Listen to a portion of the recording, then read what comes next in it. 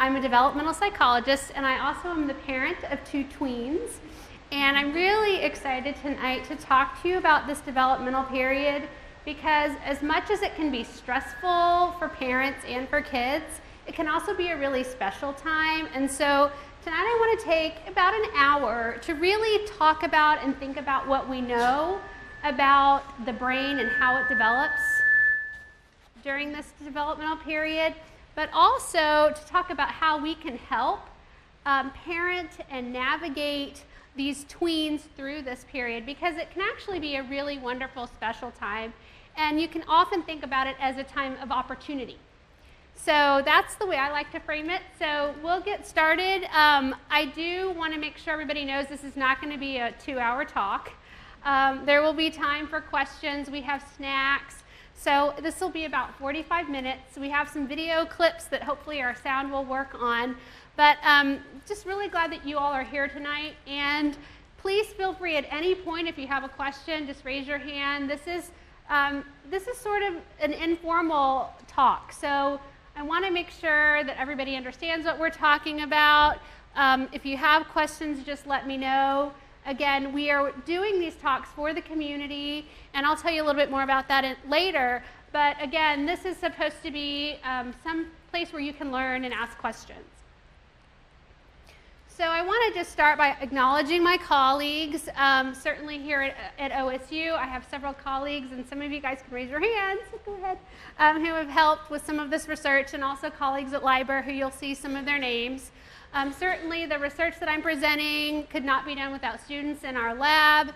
And the research that I'm presenting is also funded by various organizations, the National Institutes of Health, Oklahoma Center for the Advancement of Technology and Science, and then the USDA.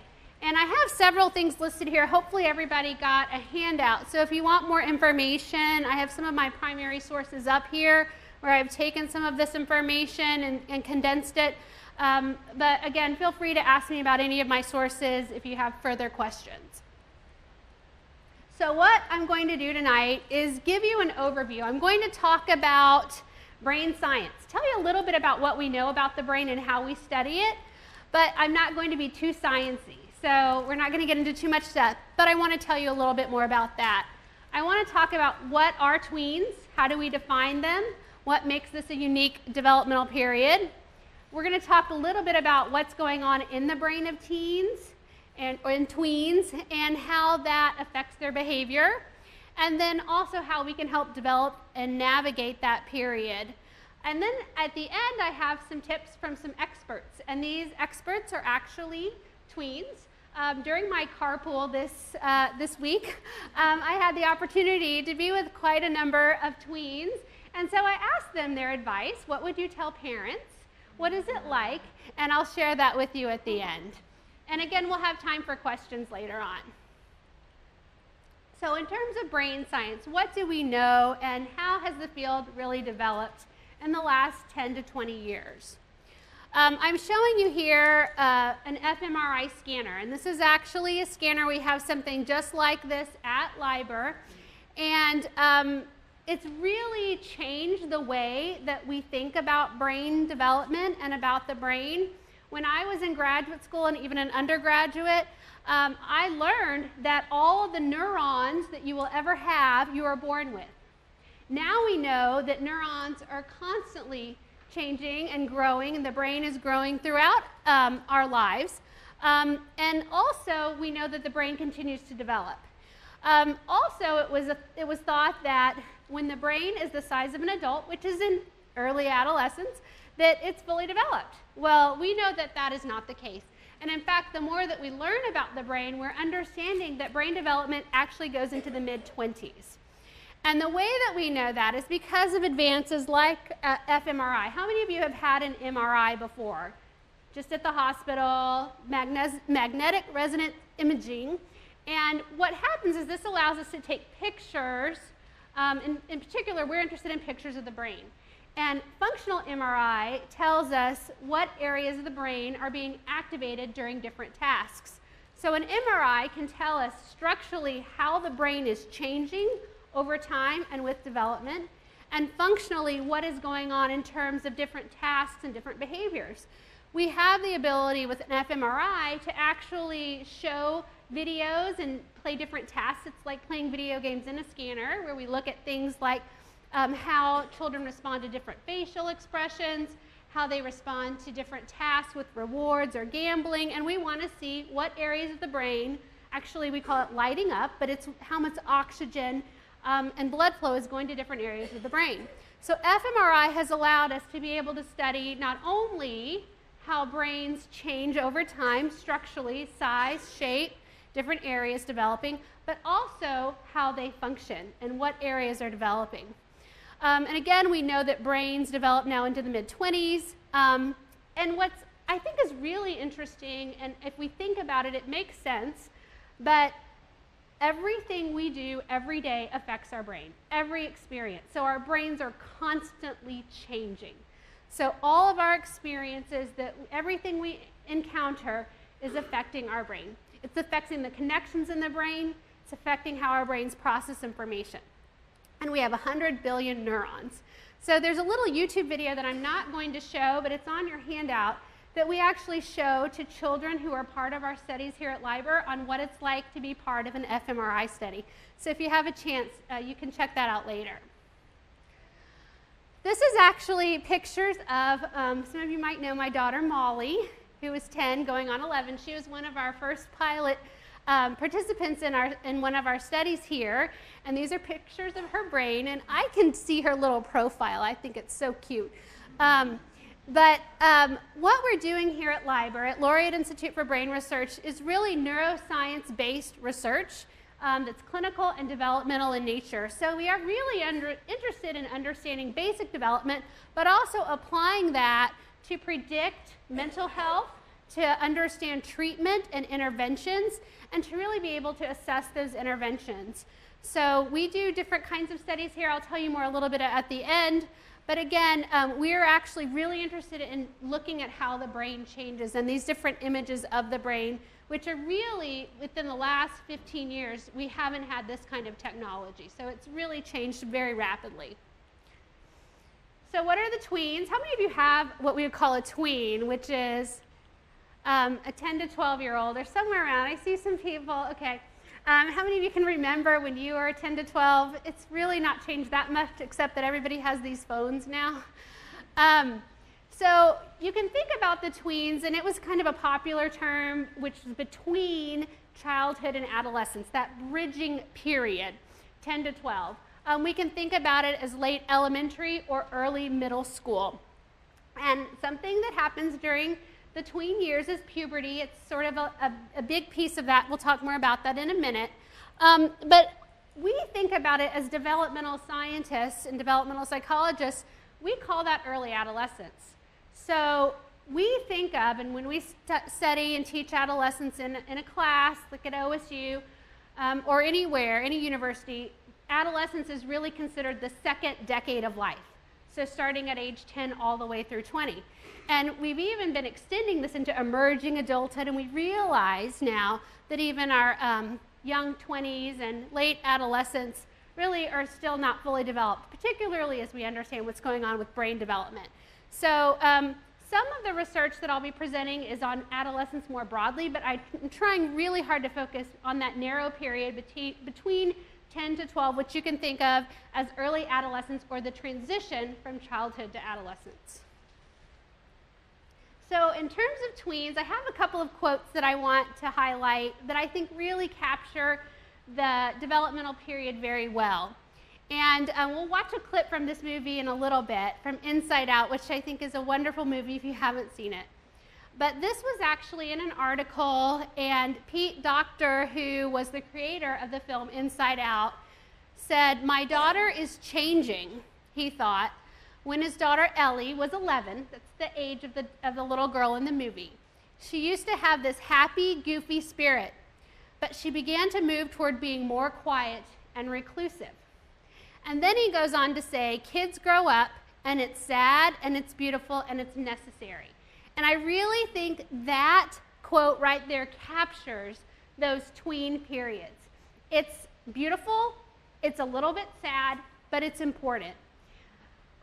There was also a recent study that came out in developmental science by some colleagues at University of Arizona and Arizona State who surveyed over 2,200 moms, and these moms had children all ages, infants to early adulthood, and they identified middle school, which kind of encompasses part of that tween time, as the most stressful time.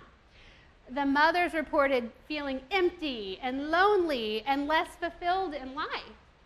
And the authors talked about why this might be.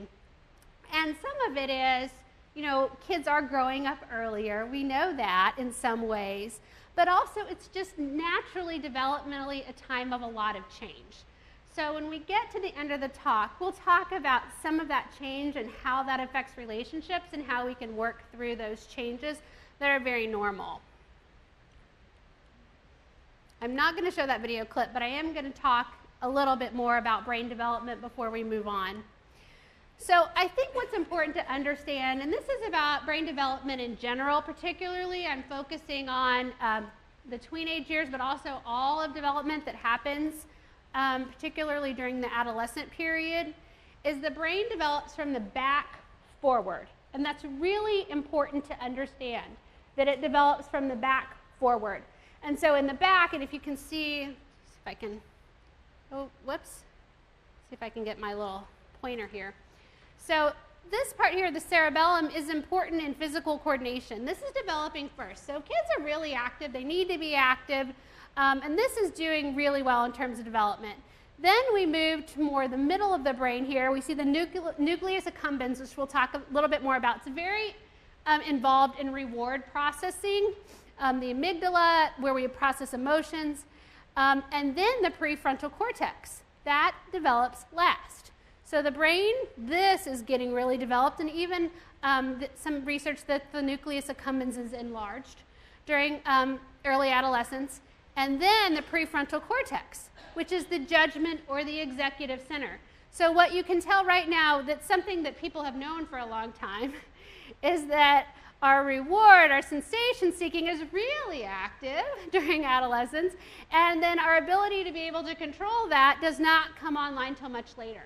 Actually, the mid-20s, okay? So there's so many implications here. I want to talk a little bit more about the prefrontal cortex. It's this front part of the brain. It's involved in decision making. We can think about it as the executive center of the brain. It's involved, it helps us regulate our emotions. It helps the development of empathy and perspective taking. So if you may think, oh, my tween or my teenager doesn't seem to get my perspective or isn't very empathic, well, their brain is not fully there yet.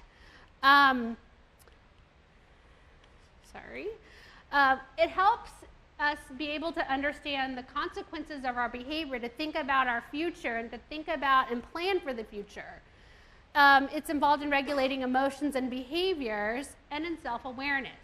So this executive center of the brain that helps us control our impulses, helps us control our emotions, is not developed until later adolescence and fully developed into our mid-20s. So this is all really new research within the last 5 to 10 years.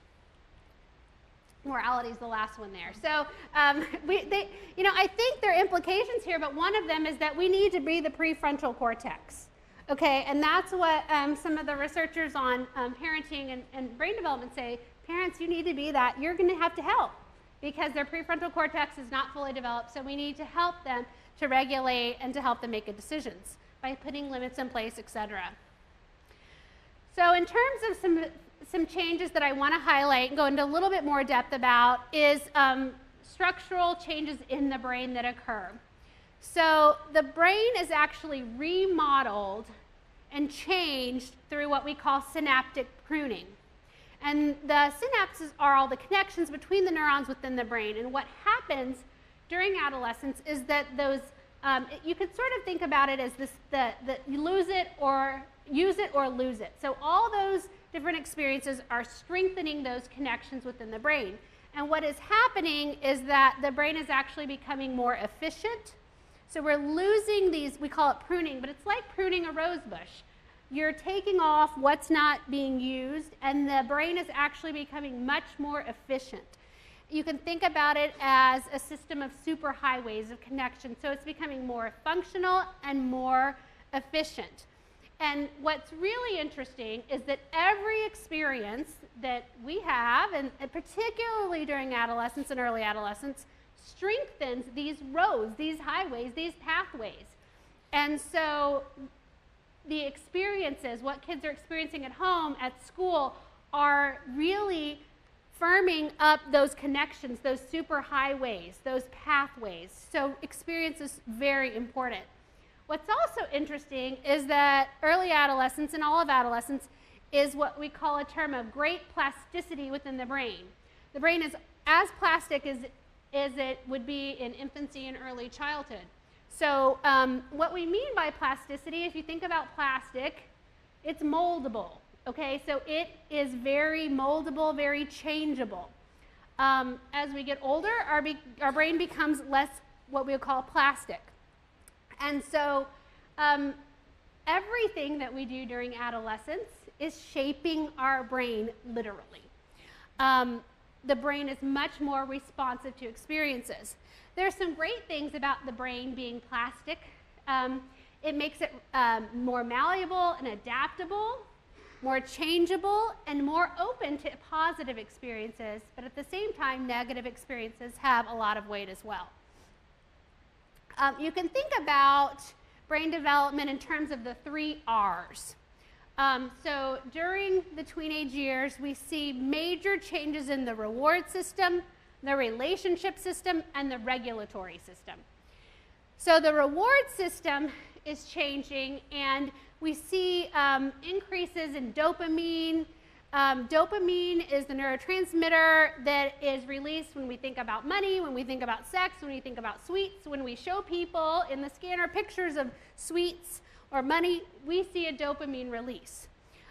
It's more active during adolescence. The relationship system is changing.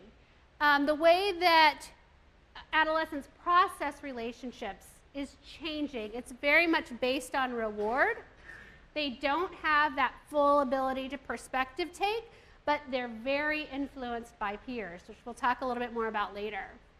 And as I mentioned before, the regulatory system is not fully developed until the mid-20s. So here are the different phases. And you know, I don't want to be a naysayer, so this is not all bad. It can be a really fun, wonderful time too. Think about it. If your reward systems were going all the time and you know you had all this excitement in life, it can be a good thing. Phase 1 starts during puberty. And you can think about this, and this is from the Age of Opportunity, Larry Steinberg's book, that's starting the engines. And so you see emotional highs and lows. It's triggered by puberty. You are much more sensitive to the opinions of others, especially peers.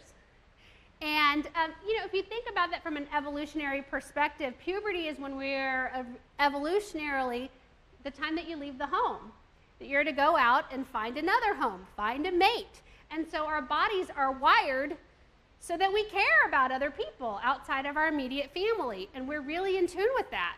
That's biologically adaptive, although it may not be as adaptive now when we want our kids to stay home until they're in their mid-20s. It's also a time when kids are more determined to have exciting and intense experiences. Okay, that reward center is online. There's a lot of sensation seeking that occurs. So, you know, you want that to happen through good things, through sports, through skiing, through, you know, controlled things, because there are a lot of ways to have sensation seeking that may not be healthy. Phase 2, which actually does start in pre-adolescence through age 16, is they're getting better at regulating their emotions. That braking system, that prefrontal cortex is developing. It's not all the way there yet. But, you know, there's hope as you get closer to 16. But then phase 3, which is not completed until the mid-20s, is when you're really like that skilled driver. So we have the engine starting. We got the braking system, but it's not very good yet. You know, that's why you need the parents, or you know, in driver's ed you had the other, does anybody remember having that driver who could step on the brakes for you? I remember that happening to me a lot when I was in driver's ed. So you have that other person that has help with your braking system, and then you're really not a fully skilled driver of that system until the mid-20s. So all of this is triggered, as I was saying earlier, by puberty. And what happens during puberty is that the brain is transformed as actually what we would call bathed in sex hormones, testosterone, estrogen, and that is triggering all of these changes. And so these hormones are stimulating neurons, they're stimulating the pruning, this process to take place, and they make the brain more plastic, more amenable, and more open to experience. These hormones also trigger that dopamine, that reward, and the pathway, the circuitry that carry messages about reward are really strong. Okay, so it's increasing that reward circuitry that is actually making this period very sensitive to reward. Now I want you to look at this chart here, and I really like this chart because here are girls at the top and boys at the bottom. And I'm going to show you a slide in a minute that actually puts this at age 7. But you can see here that a lot is taking place in terms of pubertal development during those tween years, especially for girls, but boys too. And puberty, certainly you can see it's a process. It takes some time. And we can talk about their primary and secondary sex characteristics, which I won't go into. But what I want you to notice here is that a lot is occurring during these early adolescent years and even pre-adolescence. So all of these changes that we're talking about that are triggered by puberty are happening when most kids, 9, 10, and 11. Okay? For boys, even as young as 10, 11, you start to see. And those of you who have kids, you know that you may not see all these changes in the voice and all these different things, the hair, but the brains are changing, okay? And it's a lot later that you see, the underarm hair, a lot of that. Some of this, especially with boys, you don't even notice because their underarm hair and facial hair is one of the last things that happens. So for boys, puberty typically starts between 10 to 13. For girls, as young as 7 to 13. There's been a lot of research lately about how puberty is getting younger. The age of menarche hasn't actually changed that much in the last 50 years, but breast buds are going several years younger. Used to be closer to 9, and now it's at 7. That's something we can talk, that could be a whole talk in and of itself, but probably the most important thing right now is how on time you are. So kids who start puberty early are more at risk for a lot of different problems, mental health problems, more at risk for doing poorly in school, and a lot of that is because they notice they're different from their peers. And for girls, they're often sort of the older boys, like the younger girls, and that can cause issues, precocious behavior. And then the boys who have puberty late, they're starting that growth spurt later, and that can have some negative effects as well. Probably the best thing that we can do to keep puberty not going any lower is to keep our kids active. It's very related to nutrition and health and body size and weight. And so keeping kids active is really important for pubertal development, and also watching exposure to hormones that are in the environment. So the other thing that in terms of brain and pubertal development that I want to mention is changes in sleep. So puberty also triggers a change in sleep, and that's happening in those tween years. Melatonin levels, which trigger when we go to sleep, and our biological rhythms actually change in teens and tweens. They rise later. So it's very natural. Even my child who woke up at 5 every morning will actually sleep until 10. I never thought it would happen. But at age 7, the average bedtime is 8. At age 10, it's 9:15. But if you just let teenagers, okay, No restrictions. Go to bed whenever you want, wake up whenever you want. They go to bed, at 1 in the morning, and they wake up at 10. That's their natural biological rhythms. So there's some implications, which we'll talk a little bit more about later, but this shift is really important when you think about the effect of sleep on health and mental health. We actually have a study going on at OSU with my colleague, Mike Chris and Jennifer Silk at the University of Pittsburgh. And this is with 171 girls. And they're a little older, 12 to 14. It's a very diverse sample. But we asked them about their sleep. And they're not doing too bad. They're on average getting, around 8 hours a night. They should be getting 9. So that chronic lack of sleep is a problem. But what we found was that, this is not a surprise, kids who are texting, who are using electronics at night are getting less sleep. But what's really interesting is that number of hours of sleep are related to depressive symptoms. So the less sleep you get, the more likely you are to be depressed. And the less sleep you get, the more likely you are to have poor grades in school. And what I think is also really relevant for the talk today is that this was really true for girls in early puberty. So there's some evidence that getting enough sleep during early puberty, and it needs to be that 9 to 10 hours, is really important for grades, for health, and also for, just feeling good, and think about how when you're sleepy, you're already emotional. And if you're sleepy, you can have even more emotional difficulties and trouble regulating. So now we're going to talk a little bit about parenting. But before we do, are there any questions? Look through your slides about brain development. Sure. So everything I've read or heard, it seems as though kids that are going to have mental issues seem to just, like in the 20s, all of a sudden, it just mushrooms, schizophrenia. Yeah. So the question is, do you see a big change in the 20s? And we do. Schizophrenia is something that comes online in late adolescence, early adulthood. You see more alcohol problems, but in general, it's mid-adolescence, even early adolescence when you see depression, you see aggression. And so most of that is actually, in fact, you see a big bump during adolescence, and then you see it drop off, especially as those boys get married. All of a sudden you see less antisocial behavior. But you see a rise in alcohol use, you see a rise in delinquency, and all of that is in adolescence. But it is true that schizophrenia, in particular, you don't see until a little bit later. So, and that's, yeah. So it depends on the disorder. Mm-hmm. So why is that? What is the brain mechanism? I don't think we really know, but there are some genetic implications. Certainly with schizophrenia, genetics is really involved, and so I think there are some changes that occur, but I don't think we actually know why.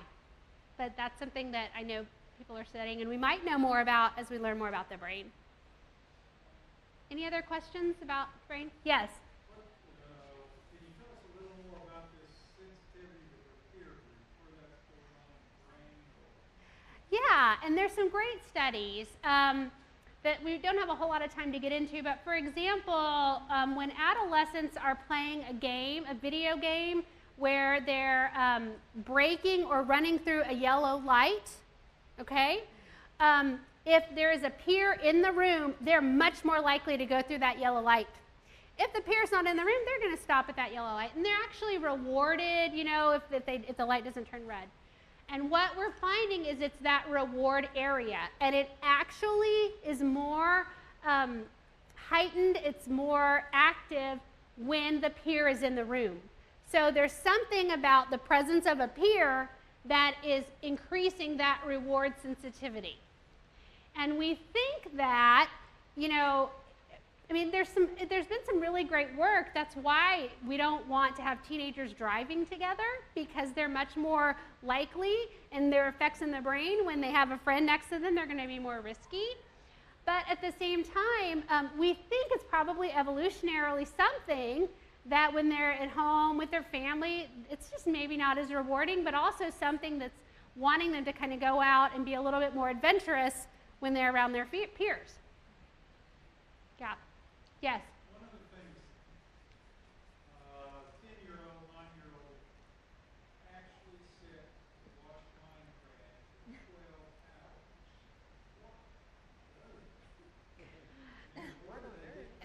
Yeah.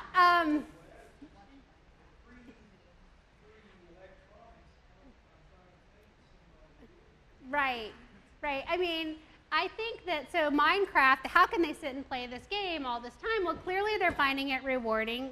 Clearly they're getting something out of it. But at the same time, you know, we have to make sure that we're putting those limits, because those sorts of behaviors, if they're getting a lot of reward from them, then they're going to keep doing them. And sometimes we have to put those limits on. Yes, Amy. You might go into this, but how, you might be getting ready to go into this, but how as parents, I mean, how do we reward them for not doing those things so that it builds that reward center, or do we? Sure. How do we? Yeah. I'll get into that in just a minute, but I think that part of it is we can't necessarily control what is rewarding them, but we can certainly expose them to other things and set limits. Does that make sense? Okay, so I want to go ahead. We're going to talk about parenting. I want to start with this video. Hopefully you've all seen Inside Out. If you haven't seen it, I highly recommend it. What you're going to see in this video is a really nice representation of the different emotions in the mom and the daughter and the dad's brains. And then we'll talk a little bit more about it. So I'm going to go ahead and start that video. I think I have to do it here. And hopefully our sound will be okay. So, as it turns out, the green trash can is not recycling. It's for greens, like compost and eggshells. And the blue one is recycling. And the black one is Riley is black. acting so weird. Why is she acting so weird? What do you expect? All the islands are down. Joy would know what to do. That's it. Until she gets back, we just do what Joy would do. Great idea. Anger, fear, disgust. How are we supposed to be happy? Hey, Riley, I've got good news. I found a junior hockey league right here in San Francisco, and get this, tryouts are tomorrow after school. What luck, right? Hockey. Uh-oh, what do we do? Guys, here, you pretend to be Joy. Won't it be great to be back out on the ice? Oh yeah, that sounds fantastic. What was that? That wasn't anything like Joy. Because I'm not Joy? Yeah, no kidding. Did you guys pick up on that? Sure did. Something's wrong. Should we ask her? Let's probe, but keep it subtle so she doesn't notice. So, how was the first day of school? She's probing us. I'm done. You pretend to be Joy. What? Okay, It was fine, I guess. I don't know. Oh, very smooth. That was just like Joy. Something is definitely going on. She's never acted like this before. What should we do? We're gonna find out what's happening, but we'll need support. Signal the husband. Ahem. With a nice pass over to Reed, comes across that right. Uh-oh, she's looking at us. What did she say? What? Oh, sorry, sir. No one was listening. Is it garbage night? We left the toilet seat up. What? What is it, woman? What? He's making that stupid face again. I could strangle him right now. Signal him again.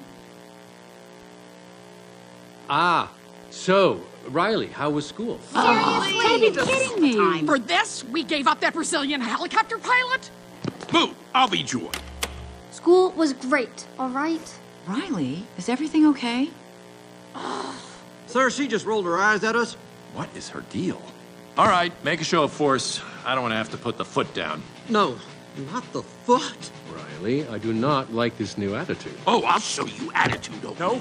Stay happy. What is your problem? Just leave me alone. Sir, reporting high levels of sass. Take it to DEFCON 2. You heard that, gentlemen? DEFCON 2. Listen, young lady, I don't know where this disrespectful attitude came from. You want a piece of this, Pops? Come and get it! Yeah, well... Here it comes. Prepare the foot. Keys to safety position. Ready to launch on your command, sir. Just shut up! Fire! That's it. Go to your room. Now. Foot is down. The foot is down. Good job, gentlemen. That could have been a disaster. Well, that was a disaster. Come, fly with me, Gachinya.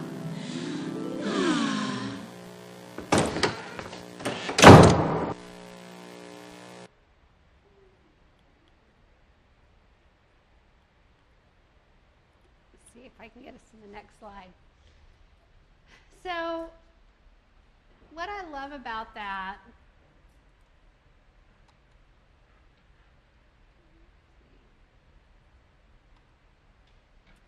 is it happens. I mean, that is a normal thing to happen.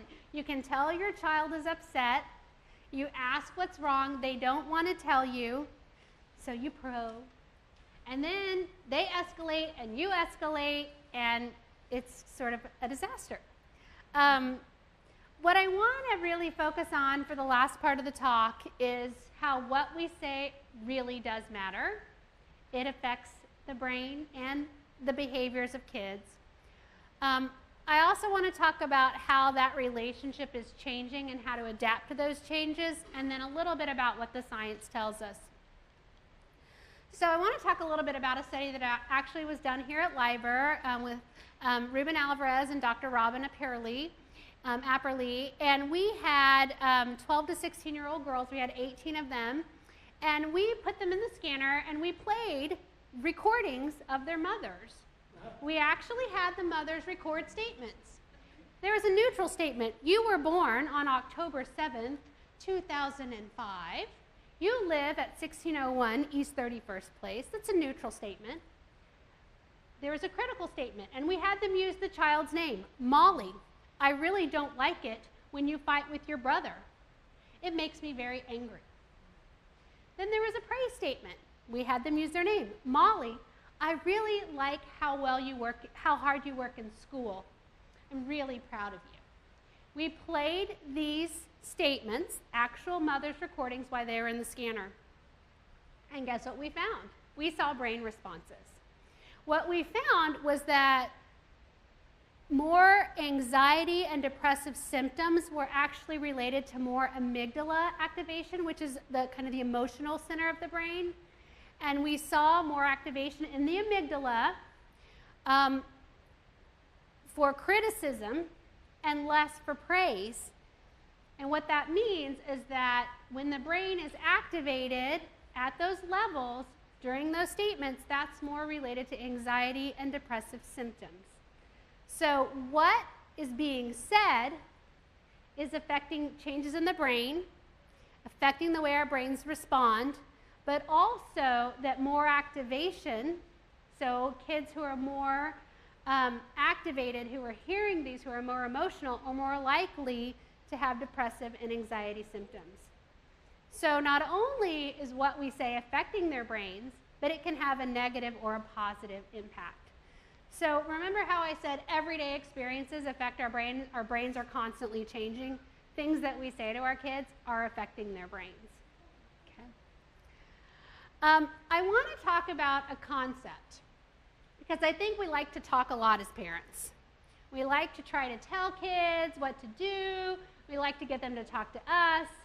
And I've learned, and you can even see that in the Inside Out video, that maybe they don't always want to talk. And there's a concept that comes from the program Circle of Security that is called being with.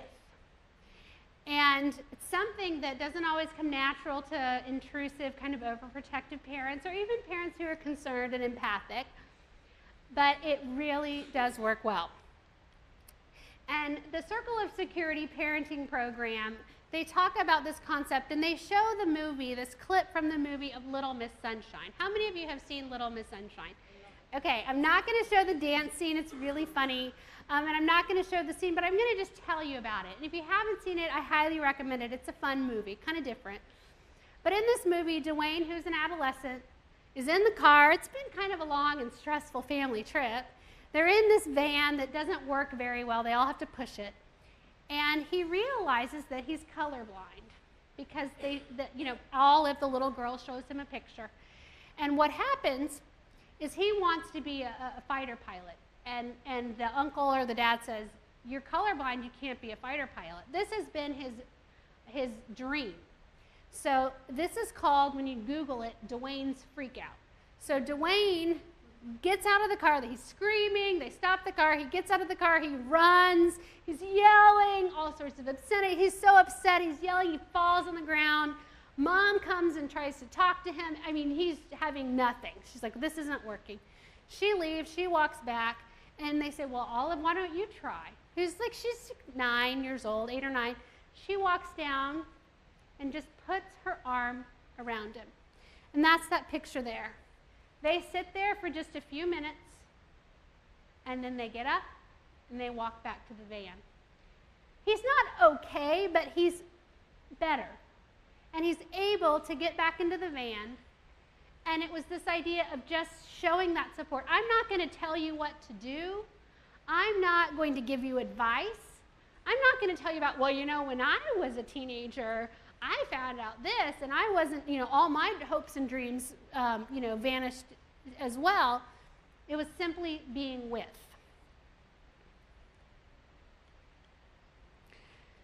We're going to watch a video about the circle of security, and I'm really pointing this out because I think it's important to think about security during times of transition. It works really well. We were talking earlier, I was talking to Jason back there about toddlers and teenagers having a lot in common. The circle of security is a model of relationships or a model of attachment. And there's an actual circle, you'll see the video in a minute, and the top of the circle represents exploration. So in times of transition, like when we're developing into adolescence, it's natural and normal to want to explore. The bottom of the circle represents nurturance. And so what you want is your kids to go out and explore, but when they need you to come back. That's a healthy relationship. It's actually a healthy marital relationship. It's a healthy friendship. People are doing great on their own, but they need to come back for that nurturance, that sense of security.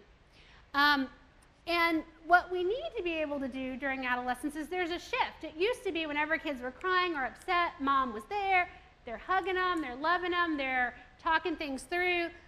But kids' cues start to change. And in fact, my daughter said to me, Mom, can't you read my cues? And yes, I could read her cues, I just didn't like them. I just wanted her to still want me to talk to her or hug her.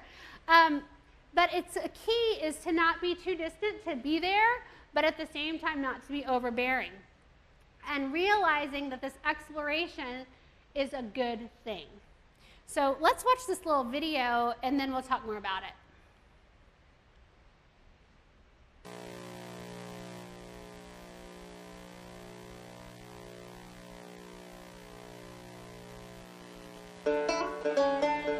Parents, we all wonder if we're getting it right. We want to know we're meeting our children's needs, helping them grow, and giving them all that we can. We try to combine our own experience of being parented with the advice of others and our own instincts and beliefs about what is best. And still, we so often worry that we're not succeeding. In a world that is always offering the next best parenting solution, the circle of security is based on decades of attachment research. Unlike many behavioral perspectives, it offers relationship tools to provide a new way of understanding your children's needs, creating lasting security for them and more satisfaction for you. The circle graphic has been created to help you know what to look for, so you can read your children's behavior to guide you in meeting their needs. It's really not complicated. People of all ages have attachment needs. These needs can be divided in 3 ways. Let's look at this child. First, he needs to know the freedom and confidence to go out and explore his world. Second, he needs to feel assured that whenever he's ready, he can come back for comfort and protection. Third, he needs his caregiver to be in charge in a kind way. 3 basic needs that can be thought of as going out on the circle, coming in on the circle, and hands on the circle. Let's have a look in more detail. Feeling safe and supported, our children want to discover their world. When going out, they need to know that their exploration is encouraged, that we're right there watching over them, delighting in them, offering help when needed, and ready to enjoy their new adventures with them. And when they're coming in, they need us to refill their emotional cup. This means organizing their emotions and letting them know we are delighted to welcome them back, protect, comfort, and understand them. The key for us as parents is to remain strong and kind while knowing when to encourage their going out into the world and how to be available to welcome them back to us. It's crucial that we learn to identify our children's needs like this, because misreading them, or worse, missing them altogether, can cause pain and frustration. We all know how uncomfortable it can be to be held too close when we want to be out exploring, or kept at a distance when we need emotional support, or simply to be without someone who is bigger, stronger, wiser and kind, who we can trust to understand what we need when we're feeling lost, confused, or out of control. When a child misbehaves, the cause is often rooted in how safe and secure they're feeling. So it's not surprising that they behave well when a parent learns to tune into their child's needs on the circle in this way. And because our needs on the circle never disappear, learning to read cues can help you better understand and meet the needs of people of all ages, including your own. So that's all there is to it. Just know that at any given moment, your child is somewhere on the circle asking you to meet a need. Support my going out. Welcome my coming in. Be the hands that keep me safe by staying in charge and committed to helping me feel connected. And please remember this, there's no such thing as perfect parenting. At Circle of Security, we've come to realize that good enough is, well, good enough. All of us are going to miss needs on the circle time and again. Welcome to the club. But if we meet our children's needs enough of the time, the results will be happier, healthier, more secure children, and parents too.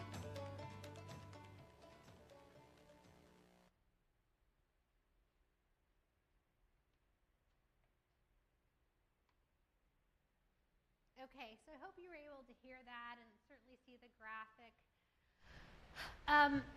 This idea of attachment is really important because it affects the way that we see the world, and it really starts during infancy. And is my world safe? Is it predictable? Are my needs being met? Developmentally, that changes, but at the same time, during times of transition, during times where you're experiencing things that are uncertain, you want to still have your children know that their world is safe, that their world is predictable as much as it can be, and that they can trust others, okay? But at the same time, they need to be exploring so that they're growing. I think during the tween age period, what we find is that tweens, we want them to keep coming to us for help, but they may not, okay? And this is normal and okay. We need to be able to read their cues. Are we smothering them? Do they just need our support? Sometimes it's when we're just being with them and hanging out that they tell us things. Maybe it's at night during bedtime when their guard is a little bit down. So we need to be available but not intrusive. And that circle is changing. Even though it may be difficult, it's changing. Research supports this as well. So we have several studies that we're doing at OSU of 10 to 18-year-olds. We have 206 parent-teen dyads. We have a mother-daughter study, 171. We do observation with our adolescents and the parents. We do phone interviews every day for 2 weeks to see how they're feeling and who they're with. We have questionnaires. During the observation, we actually have them discuss a conflict, something that they fight about, and come up with a solution. Over and over again, what we're finding in the study is that it's this emotional support. We call it mutual emotional support. It's the connectedness. It's acceptance of each other. It's openness to be able to talk about different things. And then it's what we call relationship quality. During that conflict, are they able to stay positive? Are they able to talk things through? Or are they rolling their eyes? Are they showing a lot of negativity? That emotional support predicts better emotion regulation, less aggression, more pro-social positive behaviors and friendships, and less depression. So that's evidence that, again, it's that support, but it's not telling them what to do, giving them advice. It's mutual. It goes both ways. We actually look at openness from the child to the parent and the parent to the child. It's a relationship. And so the implications here are that emotional support is really key to positive development. It's one of our best predictors of kids that are doing well in school versus those who are struggling. Before I get into my expert advice, are there any questions? Yes. Yes.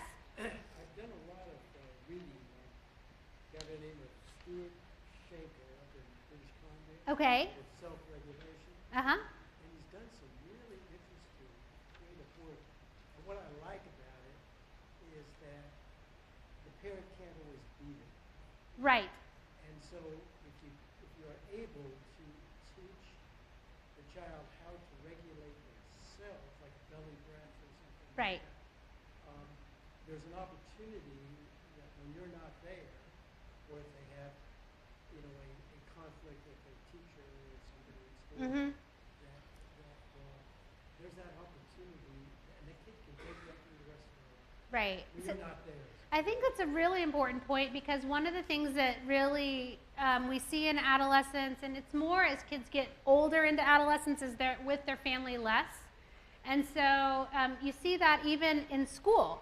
So what you want as parents is to enable them, that's that safe exploration, so that they have the tools to be able to regulate themselves, to make good decisions when you're not around. What that means is internalizing that. That's not learned through punishment.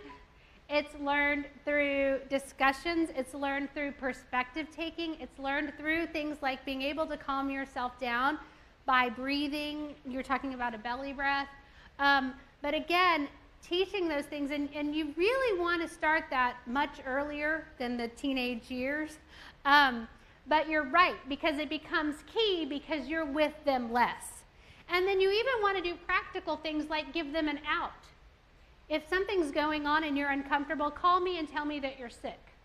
You need to be able to allow them to come back in a way that is safe for them. Let me go ahead and get through my expert advice here so we have some more time for questions. But I want to talk about my experts. I mentioned earlier that these are the kids who I did carpool with over this week. And we had 6 tweens, several girls and several boys. And I asked them, what is your advice for parents? And I think the first 2 are great. Leave us alone, spend time with us. Okay? Talk with us, but in private. Let us be on our own. Give us orders and chores, but make us think it's our choice. If only, I don't know how to do that, but if anybody has any ideas. Let us do things on our own. Talk to us, but not too much. I think this represents that circle. When I heard all this, I thought, this is circle of security. Spend time with us, but leave us alone, right? Be there when you need us. This was another key theme. Don't embarrass us, okay? You see a big change. I was listening to a TED Talk. He said the difference they could tell when their kids were adolescents is it used to be when they were acting up in a grocery store, the dad would threaten to sing their favorite song, and they would all love it. I'll sing your favorite song if you stop acting up in the grocery store. They would stop. And then it became, if you don't calm down, if you keep acting up, I'm going to sing your favorite song. That was a threat instead of a reward, and they were like, okay, we'll stop. They get embarrassed easy. And in fact, someone said, don't tell baby stories about us, especially around our friends. And then I like this, don't embarrass yourself. don't try to be cool. I think I've fallen into that before, trying to be like the cool mom. But they really are sensitive, you know, and it's overly, their brains are like, oh my gosh, my mom is doing something different. My friends are going to notice. Give us space. I like this one too. Family nights are good, but family meetings are not. And I really thought about this. And what they said was it's because we know what you're going to tell us and it's really awkward. Don't make a big deal of things. We know what you're going to say. If you make a big deal, it makes it worse. So it's more like these natural conversations, but they wanted to spend time. They said vacations, game nights, movie nights, all of those things are good. So, you know, kids want you to spend time with them. It shows that you care. And particularly during the tween periods, they're not as busy. They're not driving yet. But let's not smother them because we don't want them to not want to do that. I asked them also, what's it like to be a tween? How is it different from when you were younger? The first one was kind of weird. I mean, they're going through these changes. There's more pressure. Girls are more mature than boys. Both boys and girls agreed. Girls are more, well, I mean, the girls go through puberty 2 years earlier. It's more stressful. There's more pressure. Parents care more about grades. So, you know, they're feeling all of this. They said you care more about what your friends think. You worry more about what your friends think. Friends are important, but family is more important. And I asked that, can you all agree? Yes, friends are important, but family is more important. I don't know if they will say that when they're adolescents. Hopefully, but the point is we still make a big impact. They still want to do the game nights. They still want to have family time. And this was interesting. I said, well, how do you think it's different than like when I was younger? And they said, well, you have to have your phone all the time, and it gets really tiring. What if we could just take a break from our phones for 1 or 2 days a year? And I thought, well, their point is that it's this stress, it's this pressure that they always have to be connected, and there's a desire for them to sort of unplug. Even though that's hard for them, that's where we need to kind of come in. So in terms of, I'd like to just take a few minutes to talk about this and to get impact from the group or input from the group, what themes you see and what is sort of this takeaway statement from what they're saying and what we've been talking about tonight. Any thoughts?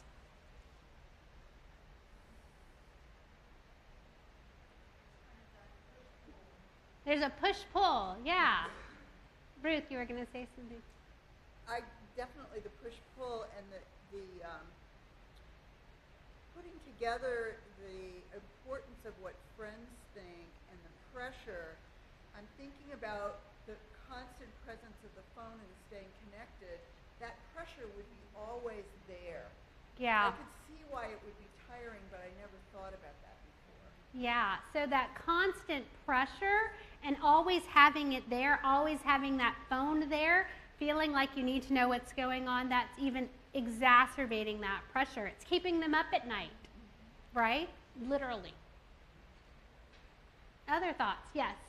So do you think it's better for parents to step in and really regulate that phone use and take away time, or is that... Yes. Yes. I mean, I think, you know, the way you want to approach something like that is to always say, in a discussion, you know, like, and that families need to have rules, and it's important for everybody to put, and in our home, we all put the phone away. But yeah, parents are going to have to do that. I think particularly during these early teenage years, it's really important. I know as kids get older, sometimes they're actually doing their homework and they're texting about their homework. What are they texting about? But I think parents do need to put those limits on, because otherwise they're going to be on their phone all night. They're going to be creating that pressure. They're going to feel, what you find is that kids, even though they say they don't like rules, they really secretly do. It makes them feel more safe, more secure. Life is more predictable. And kids who don't have rules, you know what they say about their parents? They don't care. So even though they say they don't want rules, they really do. And that's kind of our job. And so I think the phone is actually a pretty big one that we need to regulate. Yes. Yeah.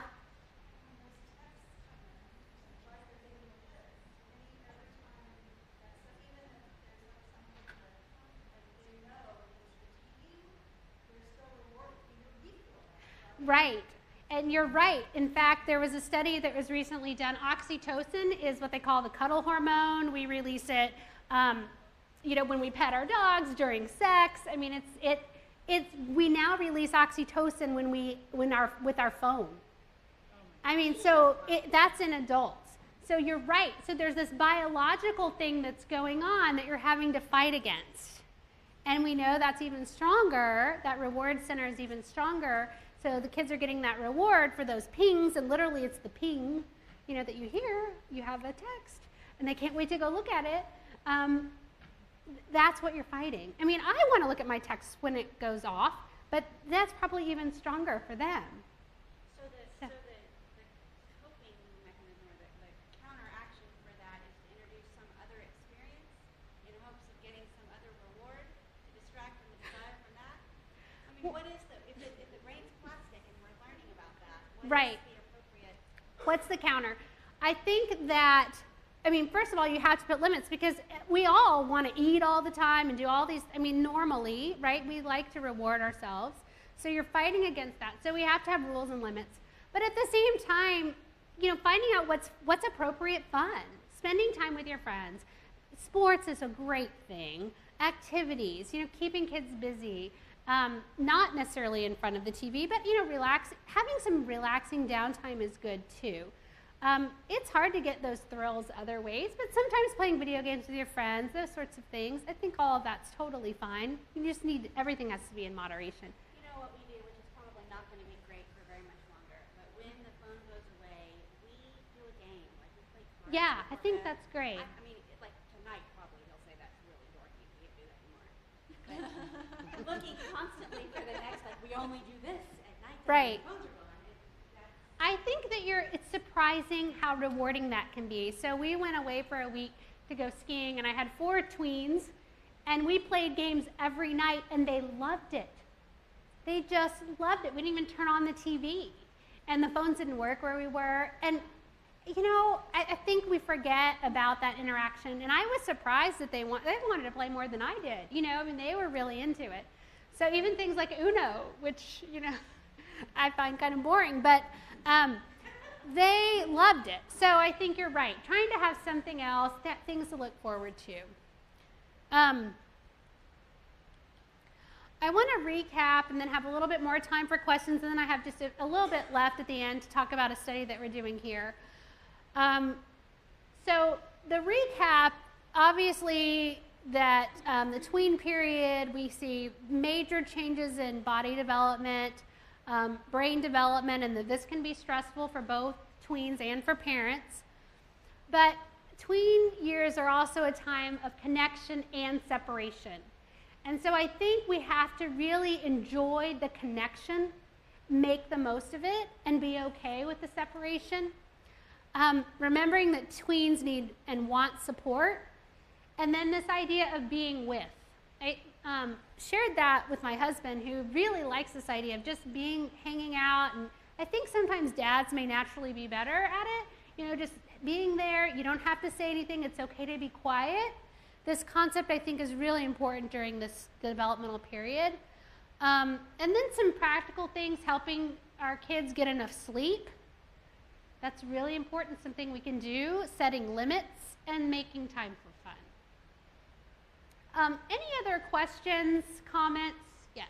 Have you talked to your tweens about sex, alcohol, and drugs? I have. So I think that's interesting because I talked a little bit about that in the car this morning. You have to have those conversations often and early about sex, alcohol, and drugs. And you don't want to have the talk because they just said, we hate family meetings, you don't want to make a big deal of it. You want to regularly be open and regularly have these conversations. And what the girls told me in the car today is that the 12-year-old girls, they're already talking about it anyway. The boys, they said they all know about it, but they don't talk about it except for silly ways. But the point is, if you don't talk about it, their friend is going to. And there's a lot of bad information out there. And now all they have to do is Google sex on their phone. And those parental controls, they work on your computer, but they don't always work on your phone, especially if you're not in the home. So you've got to have those talks often and early. Yeah, really important. Come back to the texting. When I had tweens and was the carpool person, they didn't talk because they were texting each other. In the car. Exactly. Are there research studies on how that lack of actual talking is affecting the brain development because they are doing so much digitally? Yeah.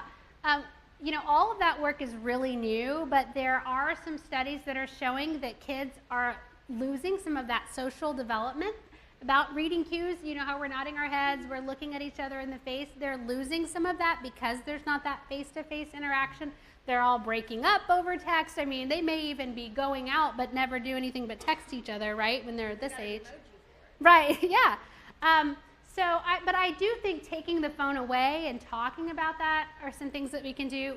This research is still really new. I think we'll learn a lot more. I'm going to tell you about a study that we're doing. But you're right. I mean, the only way to get better socially is to practice. Do you have any suggestions on discipline for tweens? Yeah. I think for disciplines for tweens, the best thing that you can do is sort of what we would call a logical consequence. One of the girls said, my parents don't have a bedtime for me, but they tell me that I'll be sleepy if I don't go to bed, and I go to bed now because I learned the hard way. I don't know that that would work for everyone. You have to know your child. Taking away that phone, if they're not interacting with their family, if they can't get along with their siblings, then they don't need to be interacting with others socially. So, but always talking it through, always trying to explain to them, what is the point here? What are you trying to internalize here? And then I think the other thing that's really important is, are we modeling what we're trying to be teaching? So maybe they're being sassy. Here comes the sass, right? Did you hear that here comes sass. But are we being sassy to them? Are we being disrespectful to them? And so always thinking and modeling the kind of behavior that you would like in a relationship. I think that's important. But the best thing they all said in the car, I asked them, my son said, go get a switch, which was hilarious because he's never had a switch, but it was a joke. But they also take away our phones. You know what I mean? Yeah, and it works. But it's like grounding because that's their social connection. Yeah, so. Any other questions? Yes?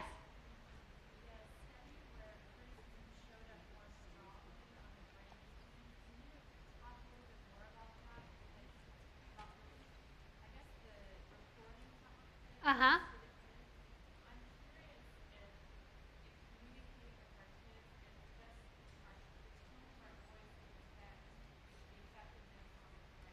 Right. Yeah, sure, I'd be happy to. And so what we found during that criticism is that you had more heightened activity if you were more prone, that more heightened activity is more prone to depression and anxiety.